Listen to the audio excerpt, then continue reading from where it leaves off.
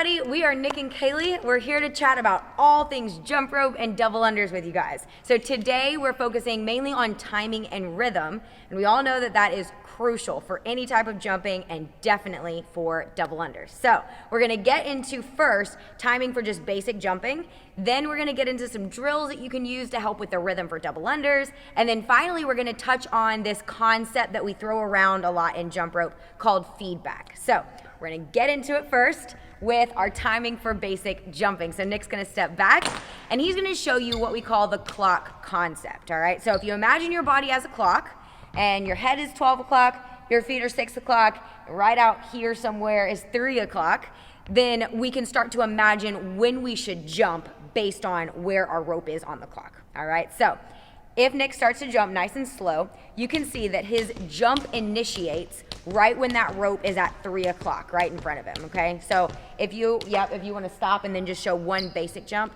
so 3 o'clock, he starts to jump, all right when that rope's here. A lot of times, we see people starting to jump really, really early. So like that rope is not even at 12 and they start to jump, and what happens is that, right? They either miss or they feel like they have to really overcompensate to try to get that rope around, and you're expending so much energy, and then you're gonna miss eventually, right?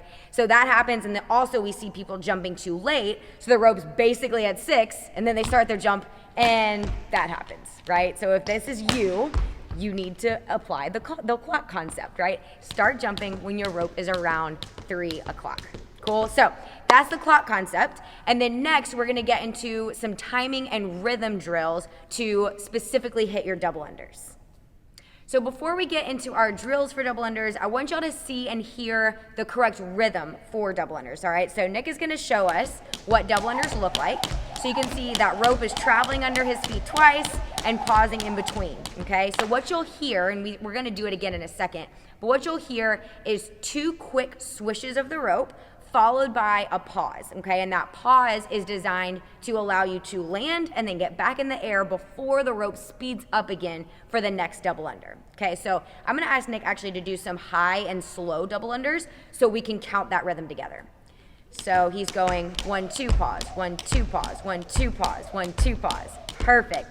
So hopefully you're starting to like hear and feel that rhythm.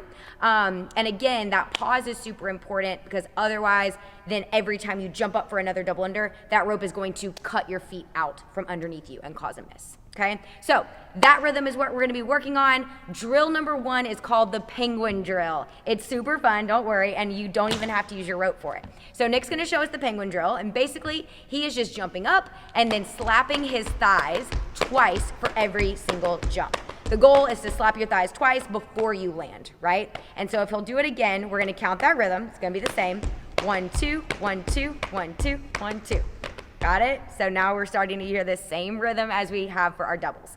So that's drill number 1. Once you feel comfortable with that, or I don't know if you ever really feel comfortable because it kind of looks funny, right? But once you feel like you've mastered that drill, now it's time to actually start using the rope. And we call this next drill high single bounces. What we're gonna do is basically jump the height that we would for a double under, so a little higher than normal, but we're not gonna actually turn the rope twice, we're just gonna turn it once. If you're an experienced jumper, this might feel weird, but what it's gonna do is teach you, you see Nick is having to slow the rope down in between jumps, and he's learning where the rope is in the air at all times, okay? And so this just really helps you get to know your rope and get to know how to speed it up and slow it down appropriately. Cool? So drill number 1, penguin. Drill number 2, high single bounces. Now you're ready to start speeding up that rope, okay? And really getting that faster rhythm. One really good way to do this at the beginning is to use a cordless jump rope. The cordless jump rope is kind of what it sounds like, right? It doesn't actually go under your feet, but it allows you to practice the rhythm without ever making a mistake, okay? So use that cordless jump rope for sure. There's a link for that down in the description. But then once you're comfortable with that, I would go ahead and start using a regular rope and just go for it, right? Start practicing those double unders and think about that 1, 2 rhythm in your head, right? So we see 1, 2, 1, 2, 1, 2 every time he jumps.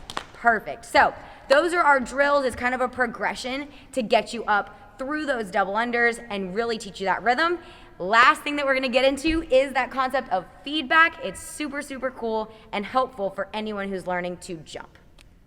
So like I said, feedback is a pretty commonly used word or concept in jump rope. You're gonna hear it throughout jump rope tutorials and really just all over the place if you're a person who's trying to learn a lot of jump rope skills. And all feedback is an awareness of where the rope is in space at all times, okay? And so a lot of it is just kind of a feeling that comes with experience.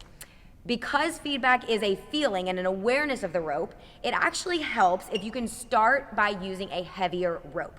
The reason is that if you have resistance in the air, if the rope is providing some resistance, you're going to feel it more, right, in your muscles. And that means you're gonna be aware of it during every single revolution, okay? So Nick back here has a 4mm PVC rope from Elite SRS, and that's a really great one because it does provide that resistance, and it's great for learning double unders, but it's not so heavy that it's just gonna, prevent you from doing anything, right? So it's a great rope to start with, and it is providing that feedback for him during every single revolution.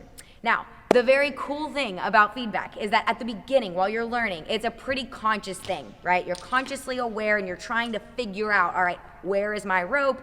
Where is it in space? And how do I need to jump over it?